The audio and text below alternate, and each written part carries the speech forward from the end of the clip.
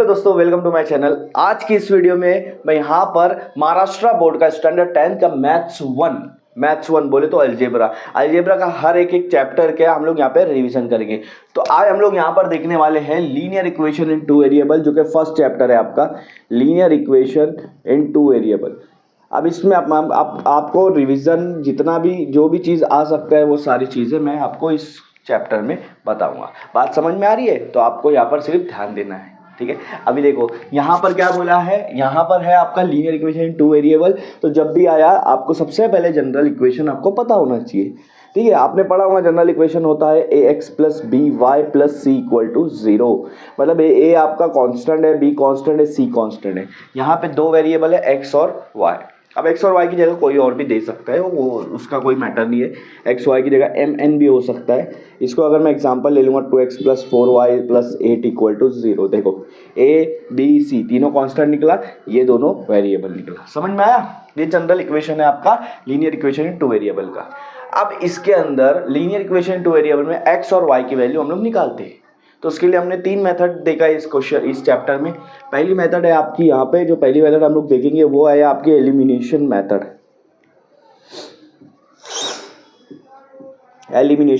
और ये बहुत अच्छी मेथड है, इसलिए हम लोग इसको यूज़ करते हैं सब्स्टिट्यूशन से पहले। एलिमिनेशन मेथड हम लोग यहाँ पर यूज़ करेंगे।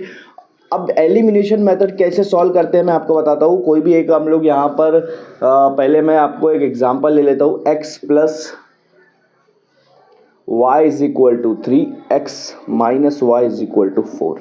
ये एक हमारा एक एग्जाम्पल है, ठीक है। ये एक हमारा एग्जाम्पल है।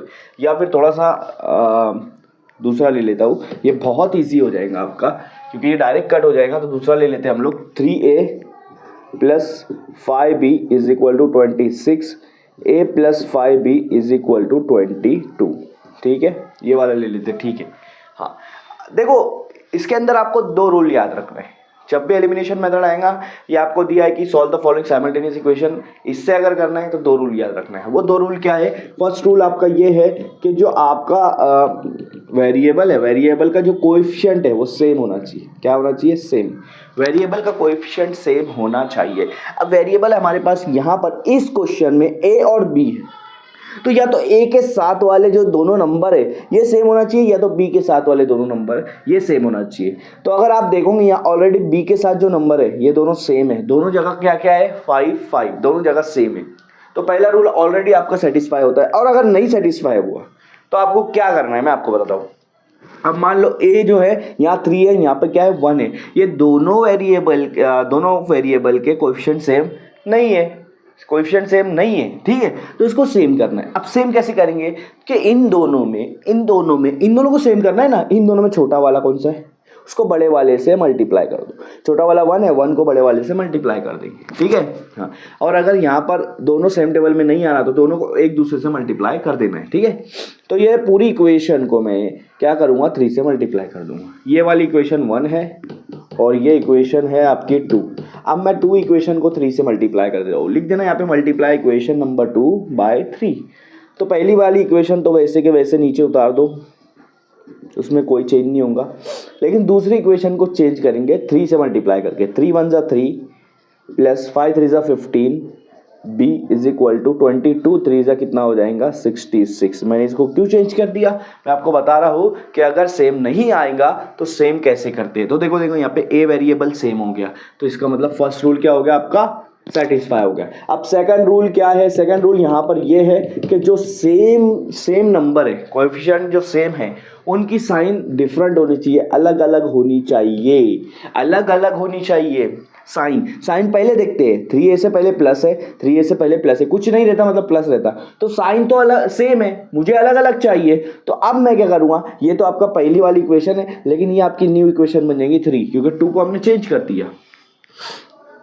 बात आ रही है समझ में? हाँ। अब मैं क्या करूँगा? सब्सट्रैक्ट कर दूंगा। सब्सट्रैक्ट इक्वेशन 3 फ्रॉम 1, 3 को 1 में से माइनस कर दूंगा। तो क्या होगा? ये 3a प्लस 5b, 1 तो वैसे के वैसे रहेगा, ठीक है। जैसे अगर मैंने बोलूँगा कि 7 में से 2 को माइनस करो, तो यहाँ माइनस लगाना पड़ेगा ना, बाद वाले दूसरे वाले से पहले माइनस लगाना पड़ेगा ना, साइन चेंज करना पड़ेंगी उसकी। तो यहाँ पे भी सबकी साइन चेंज करना पड़ेगी दूसरे वाली इक्वेशन की। 3 प्लस में है, माइनस हो जाएगा, 15 प्लस में है माइनस हो जाएगा, 66 प्लस में है माइनस हो जाएगा। समझ में आ रही है? साइन चेंज करना है और माइनस रहा तो प्लस कर देना है। समझ में आ रहा? हाँ। अब देखो ये दोनों सेम हो गया, वो तो हमने पहले सेम कर दिया था। अब इनकी साइन अलग अलग हो गई, ऊपर वाले की प्लस है नीचे वाले की माइनस है, साइन भी डिफरेंट हो गई। इसका मतलब जब दो रूल सेटिस्फाई होता है तो हमारा आंसर निकल जाएगा। एलिमिनेट हो गया, ए एलिमिनेट हो गया। मेरे पास बी बचा 5 माइनस 15 माइनस 10, बड़े की साइन लगेंगी। जब एक प्लस और एक माइनस रहता है तो बड़े नंबर में से छोटा नंबर माइनस करना है। 15 में से 5 गया, 10 बचा, बड़े नंबर की साइन है माइनस, माइनस लगा दिया। यहाँ भी वही करना है, एक प्लस एक माइनस है। 66 में से 26 गया तो बचेगा 40 और बड़े नंबर की साइन लगा दो माइनस। तो मेरा आंसर आ रहा -10 बी इज इक्वल टू -40। अब बी और 10 को देखेंगे, ये मल्टीप्लाई है तो उधर जाके क्या हो जाएगा, उधर जाके भैया हो जाएगा डिवाइड। तो B is equal to -40 divide by -10। Divide करेंगे क्योंकि इन दोनों के बीच में कुछ लिखा नहीं है, मतलब मल्टीप्लाई है, उधर जाके डिवाइड हो जाएगा। ये साइन कट करो, बी की वैल्यू आएंगी 0 0 कट हो जाएगा, 4/1 मतलब 4। बी की वैल्यू क्या आ गई, 4 आ गई। बी की वैल्यू हमारे को मिल गई 4। तो इसमें यही है, दोनों वेरिएबल की वैल्यू निकालना है, आपको आंसर मिल जाएगा। खत्म, बस इतना ही करना है, बस उसके लिए अलग अलग मेथड यूज़ किया। बी की वैल्यू मिल गई, ठीक है। अब क्या करो, कोई भी एक इक्वेशन उठा लो। जैसे मैं यहाँ पे दूसरी इक्वेशन उठाऊंगा, इक्वेशन 2 बिकम्स, तो इक्वेशन 2 में मैं क्या करूंगा कि बी की वैल्यू डाल दूंगा। आपने यहाँ लिखना है put B is equal to 4 in the equation 2। तो इक्वेशन 2 हमने निकाले क्या है, a प्लस 5b है, तो b की जगह लिख दूंगा मैं b की वैल्यू 4, b की जगह लिख दूंगा 4 और इज इक्वल टू क्या है वहाँ पे 22 है ना। देखो इक्वेशन देखो, a plus 5b is equal to 22, a plus 5 b की जगह 4 आ गया। सबसे पहले जो डाले हमने उसको मल्टीप्लाई कर दो, 5 4 का 20।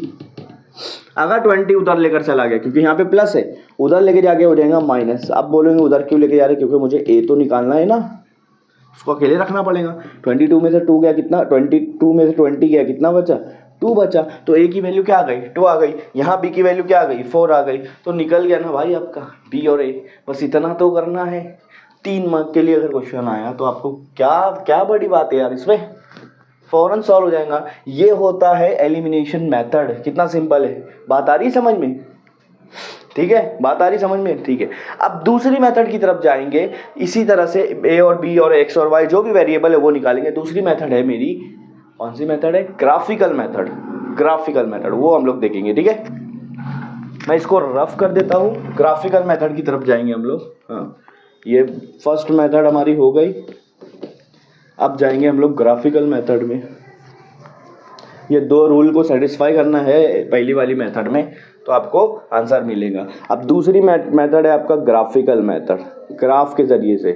देखो अगर तुम्हारे को क्वेश्चन थोड़ा सा टफ करा, ठीक, सब तो यहाँ साइमल्टेनियस इक्वेशन में दो जगह टफ करते, एक ग्राफिकल मेथड में और दूसरा वर्ड प्रॉब्लम।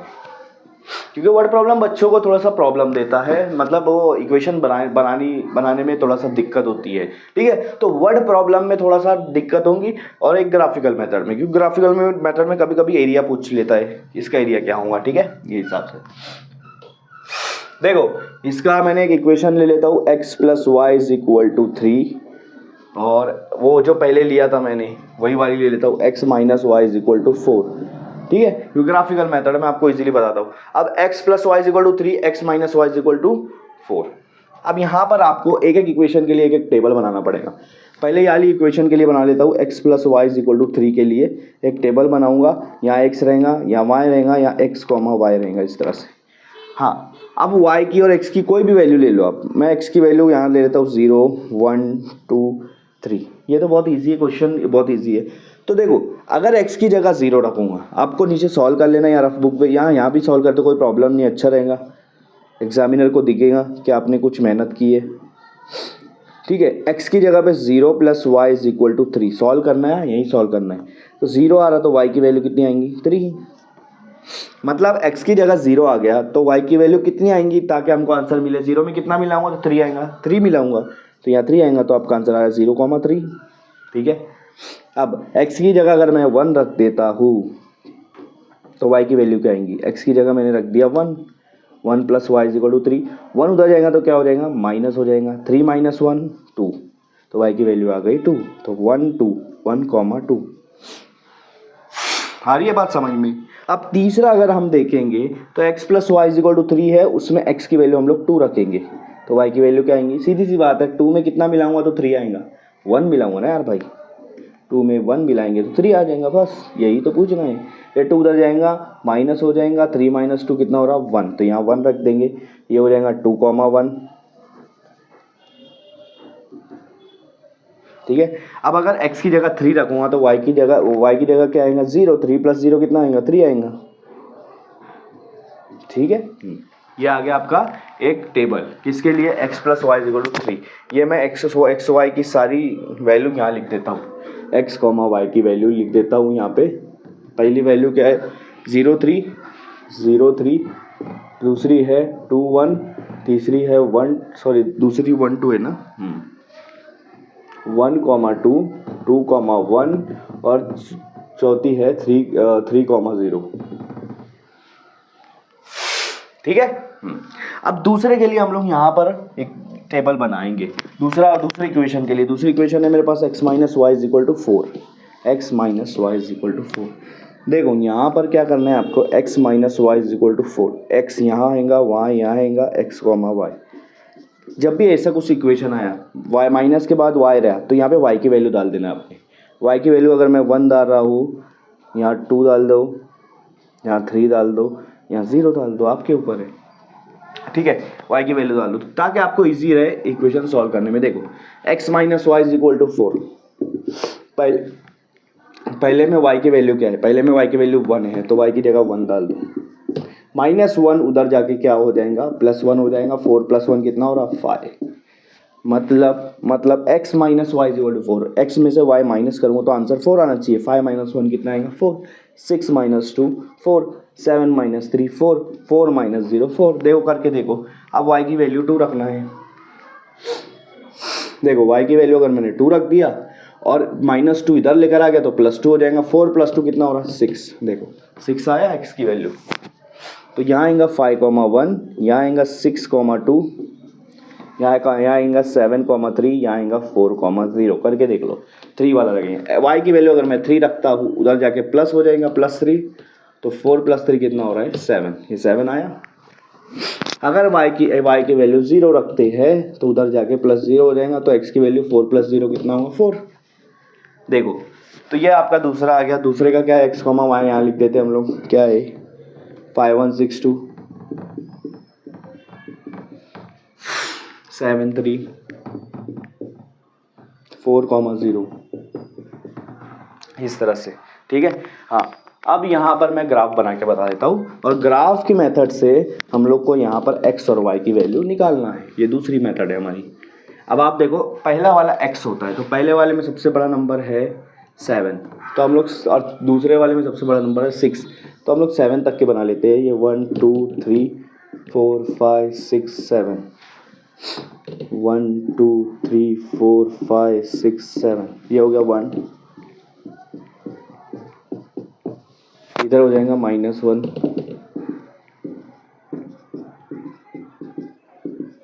ये नीचे हो जाएगा 1 2 3 4 5 6 7, ये हो जाएगा आपका -1 -2 -3 -4। ये देखो नीचे तो माइनस, लेफ्ट में तो माइनस, राइट में प्लस और ऊपर प्लस। ये हो जाएगा 1 2 3 4 5 6 7। अब याद रखो, जो खड़ी वाली होती है y, जो आड़ी वाली होती है x।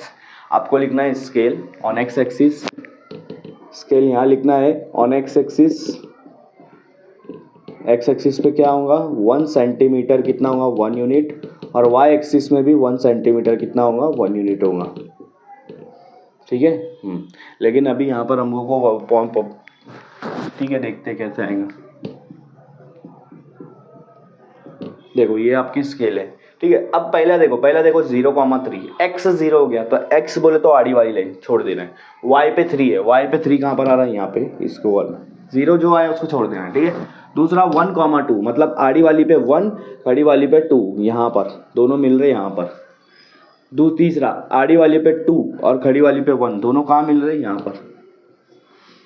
चौथा 3 0, x पे 3 y पे 0 है तो y को छोड़ दो। ये इस तरह से एक लाइन बन जाएंगी आपकी। आ रही बात समझ में।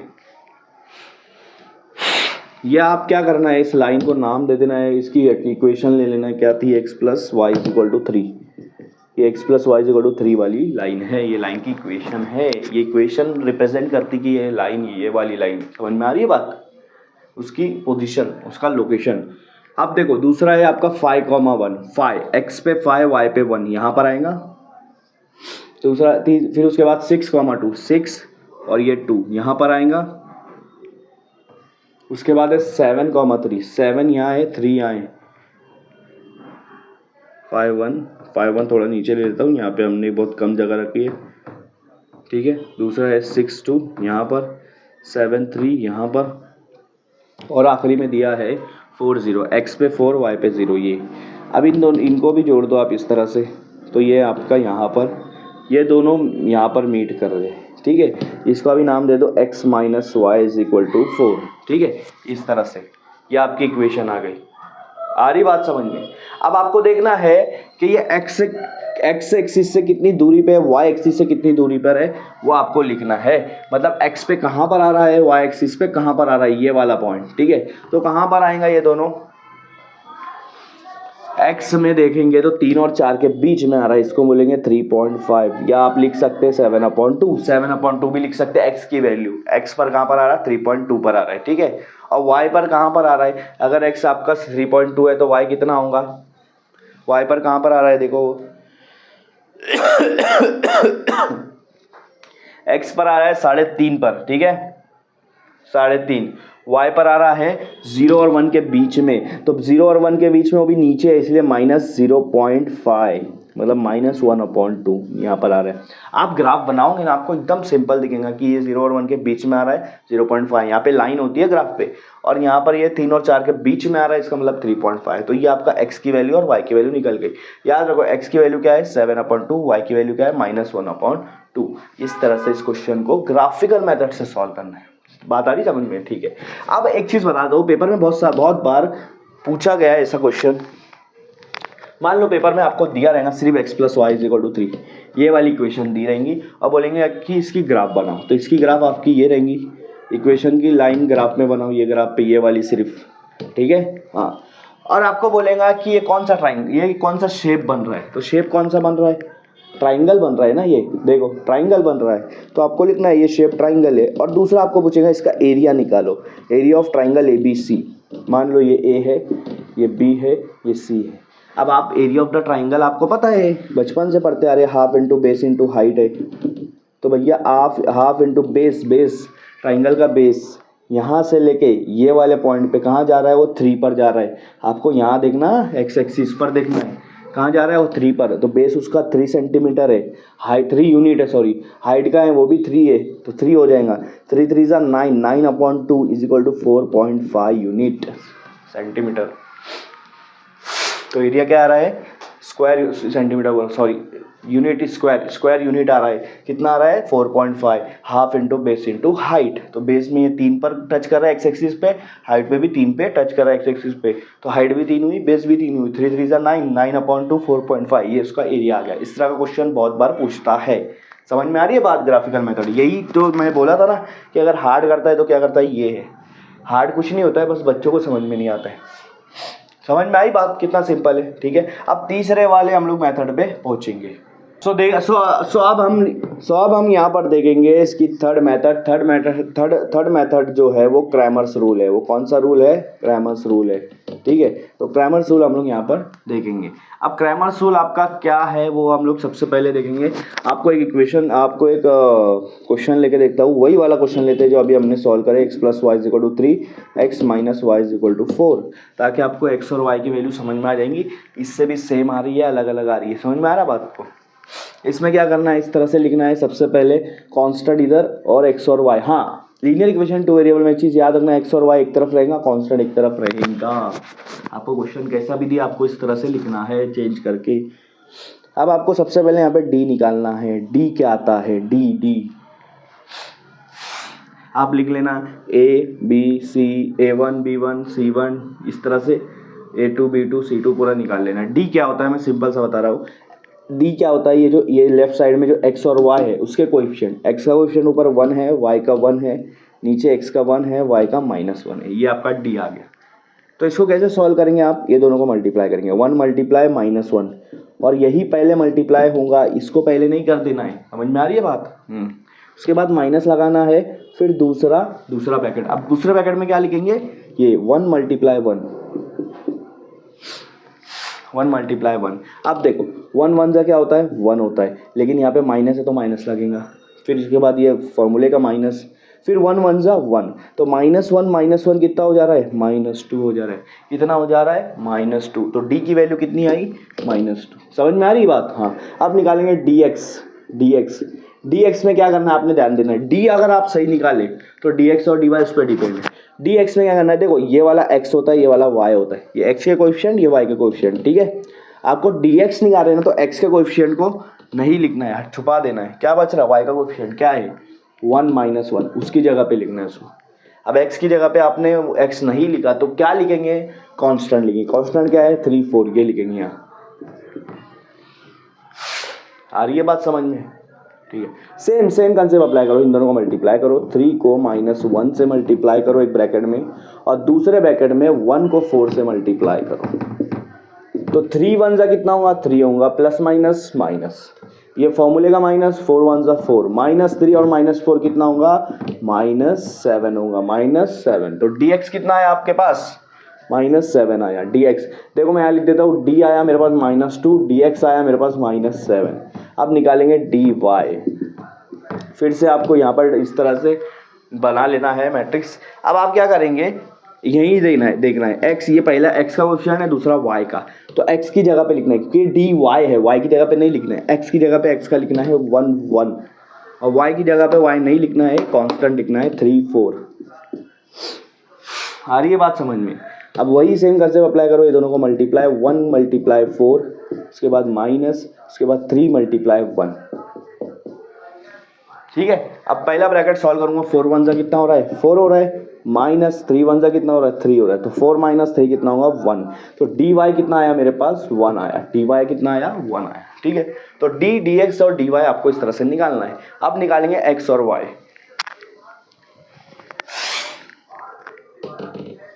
तो x और y कैसे निकालते हैं मैं बता देता हूँ। x निकालने का फॉर्मूला है dx/d, क्या है फॉर्मूला, dx/d। तो dx कितना है आपके पास, -7 आया, और d कितना है आपके पास, -2 आया। जब ऊपर और नीचे दोनों माइनस रहता, कट कर दो, आपका आंसर आएगा 7/2, और इसको अगर डिवाइड करेंगे तो 3.5 आएगा। वही आया था ना हमारा इससे पहले भी, देखो। तो मेथड कोई भी यूज़ करो, आंसर सेम आएगा। y dy का फॉर्मूला है dy/d। तो dy कितना है आपके पास, 1 है, और d आपके पास कितना है, -2 है।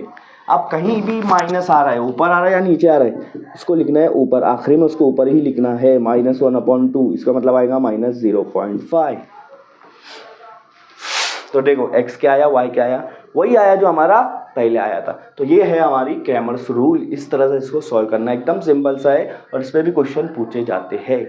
आ रही है बात समझ में। देखो लीनियर इक्वेशन टू वेरिएबल बहुत इंपॉर्टेंट है, 12 से कम 12 मार्क का क्वेश्चन पूछता है इसमें विद ऑप्शन, समझ में आ रही है।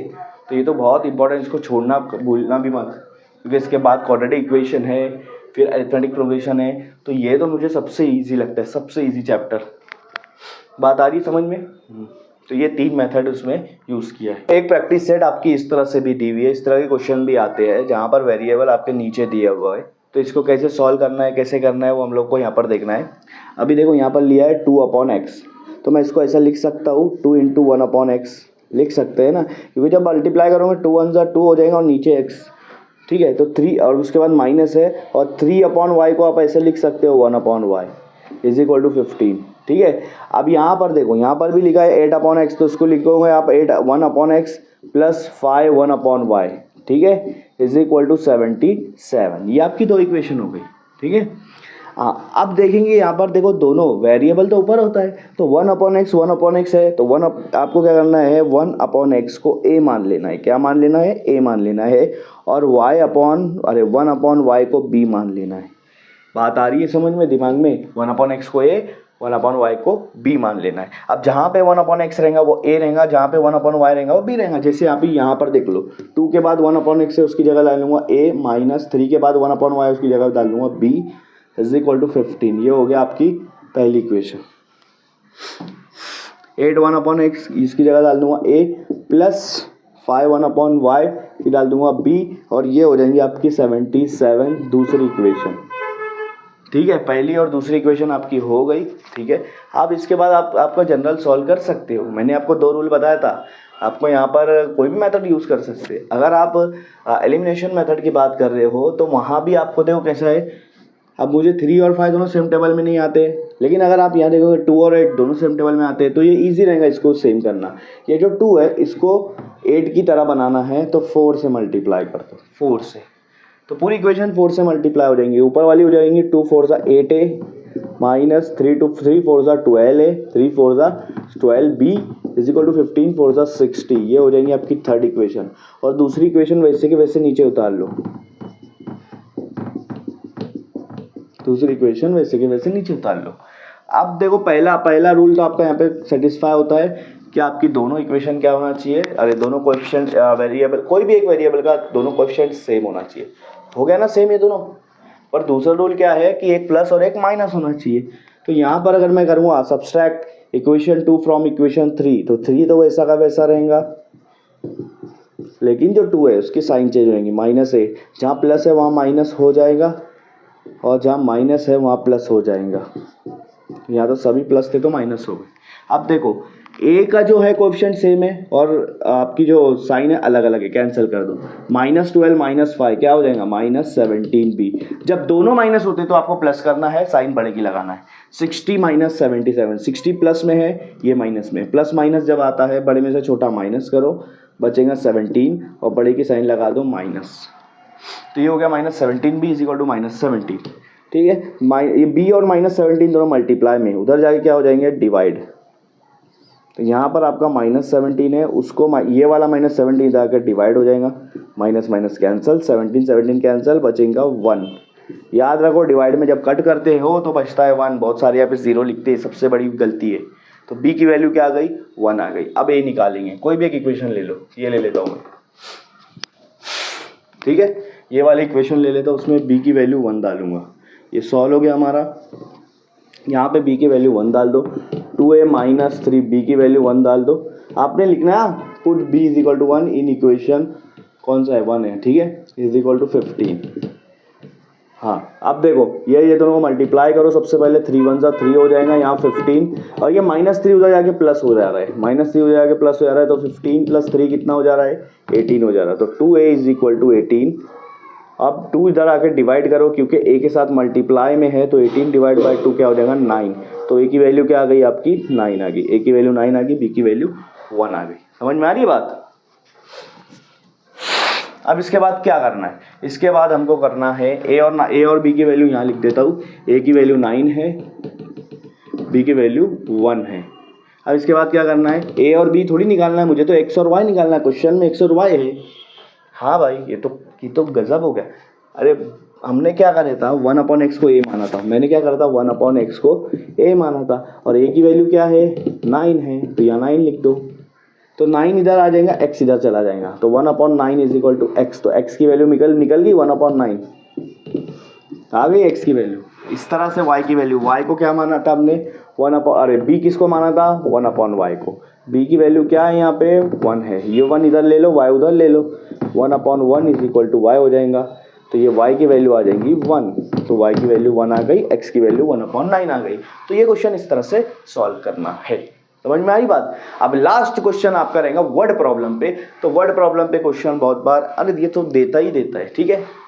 तो वर्ड प्रॉब्लम को हम लोग यहाँ पे सॉल्व करेंगे अभी। सो अब यहाँ पर हम देखेंगे वर्ड प्रॉब्लम। वर्ड प्रॉब्लम कैसे सॉल्व किया जाता है। वर्ड प्रॉब्लम में कुछ जो आपको यहाँ पर आपको वर्ड्स दिए रहेंगे, वो आपको सही समझ में आना चाहिए। जैसे यहाँ पर आपको प्रोडक्ट दिया रहेगा, प्रोडक्ट का मतलब होता है मल्टीप्लाई, सम और ऐड का मतलब होता है प्लस, सम और ऐड का मतलब होता है प्लस, डिफर या डिफरेंस का मतलब होता है माइनस। ये सारी चीज़ें याद होना चाहिए। 2 टाइम्स का मतलब होता है कि 2 से मल्टीप्लाई कर रहे, 3 टाइम्स का मतलब होता है 3 से मल्टीप्लाई कर रहे, इस तरह से। और ट्वाइस का मतलब भी होता है कि 2 से मल्टीप्लाई कर रहे, थ्राइस का मतलब भी होता है 3 से मल्टीप्लाई कर रहे। तो इस तरह से आपको जगह पता होना चाहिए सारी चीज़ें। समझ में आ रही है बात। हाँ, अब यहाँ पर क्वेश्चन क्या पूछा है, 2 नंबर डिफर बाय 3, दो नंबर है जो कि 3 से डिफर है, इसका मतलब ये समझ लो दो नंबर है, लेकिन वो दो नंबर नहीं पता है तो मान लेना है लेट फर्स्ट नंबर भी x, पहला नंबर आपको x मान लेना है और दूसरा नंबर, यहाँ पे दो नंबर की बात हो रही है तो ये क्वाड्रेटिक इक्वेशन तो हो ही नहीं सकता, वहाँ पर एक ही वेरिएबल होता है।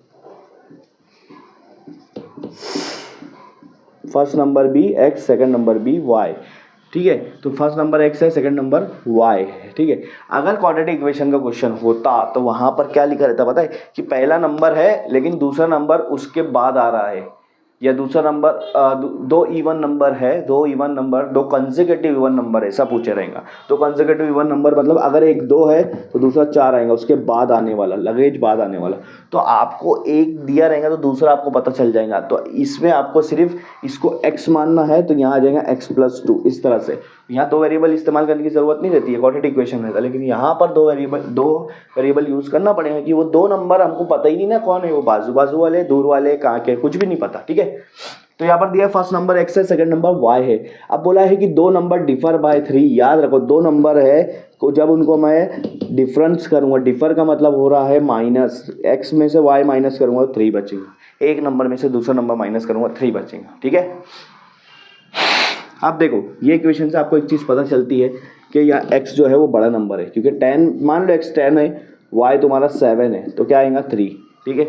जब जब जब बड़ा नंबर पहले लिखेंगे तभी आंसर प्लस में आएगा।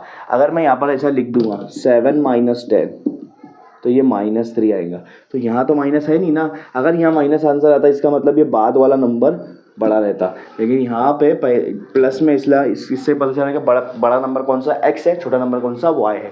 आगे क्वेश्चन क्या पूछा है, सम का मतलब होता है प्लस, मतलब आगे जो भी क्वेश्चन आंसर आएगा उसमें प्लस यूज होगा। और उसके बाद बोला ट्वाइस का मतलब होता है डबल करना। किसको डबल करना है, स्मॉलर नंबर को डबल कर दो। अभी मैंने बोला ये बड़ा है ये छोटा है, y आपका स्मॉलर नंबर, उसको डबल कर दो। y हम लोग बाद में लिखते इसलिए मैंने बाद में लिखा, ठीक है।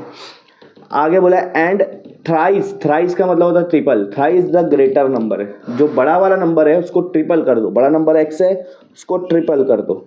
आगे बोला है इस का मतलब इक्वल टू 19, समझ में आई बात। मतलब ये हुआ कि y को डबल कर दूंगा और x को ट्रिपल कर दूंगा और इन दोनों को प्लस करूंगा तो मेरे को आंसर मिलेगा 19।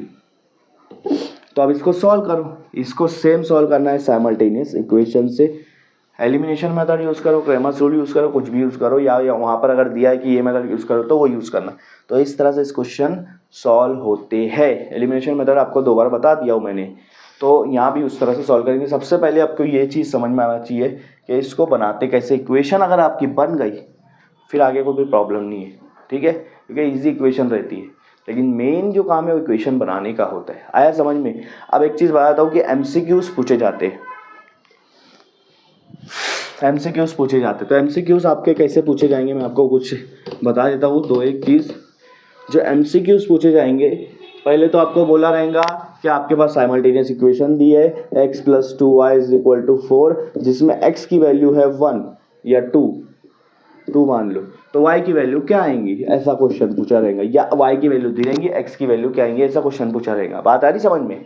तो यहाँ पर आपको x की वैल्यू पुट कर देना है। जैसे x की वैल्यू 2 दिया है तो x की जगह 2 रख दूंगा, बाकी वैसा का वैसा रखना है ये इक्वेशन में। अब ये 2 इधर जाएगा तो माइनस हो जाएगा, तो 2y = 4 - 2, 4 में से 2 गया, 2 बचेगा। अब ये 2 इधर लगा डिवाइड कर दो, 2/2 1 आ जाएगा, तो y की वैल्यू 1 आ जा रही है। तो ये आपका आंसर आ जाएगा, वहाँ पर ऑप्शन में दिया रहेगा। पहला तो ये क्वेश्चन हो जा रहा आपका। दूसरा क्वेश्चन आपका ये रहेगा कि डिस्क्रिमिनेंट निकालो। मान लो आपको ऐसा दिया है 2 4 -1 3, इसका डिस्क्रिमिनेंट निकालो। तो डिस्क्रिमिनेंट क्या निकालेंगे आप, 2 को 3 से मल्टीप्लाई कर देंगे यहाँ ब्रैकेट में, फिर माइनस लगेंगे, फिर दूसरा ब्रैकेट में ये दोनों को मल्टीप्लाई करेंगे 4 को -1 से, 2 3 से हो जाएगा 6, ये माइनस 4 1 सा 4 होगा, लेकिन साइन माइनस की लगेंगी, माइनस माइनस हो जाएगा प्लस, 6 + 4 कितना होता है 10। तो ये आपका एक क्वेश्चन रह सकता है डिस्क्रिमिनेंट निकालने के लिए। सॉरी मैं डिस्क्रिमिनेंट बोल दिया हूँ, बैठ गया मैं थोड़ा सा। डिटर्मिनेंट्स, मैं क्वाड्रेटिक इक्वेशन में चला गया। डिटर्मिनेंट निकालने के लिए, सॉरी यहाँ सही कर लो कि ये डिटर्मिनेंट्स है। तो डिटर्मिनेंट्स निकालने के लिए के ऊपर एक क्वेश्चन पूछ सकता है, एक क्वेश्चन इस पे, एक क्वेश्चन डिटर्मिनेंट पे पूछ सकता है कोई भी, या तो आंसर द फॉलोइंग क्वेश्चन में 1 में या फिर MCQ में, ठीक है। तो इस तरह से MCQs यहाँ पे पूछे जाते हैं। बस सिंपल सा चैप्टर है और लेकिन मार्क्स आपको ज़्यादा देता है चैप्टर। बात आ रही समझ में? ठीक है, तो यहाँ पर ये चैप्टर का जो हमारा ये वीडियो था ये कंप्लीट होता है। अब अगली वीडियो में हम लोग क्वाड्रेटिक इक्वेशन को देखेंगे।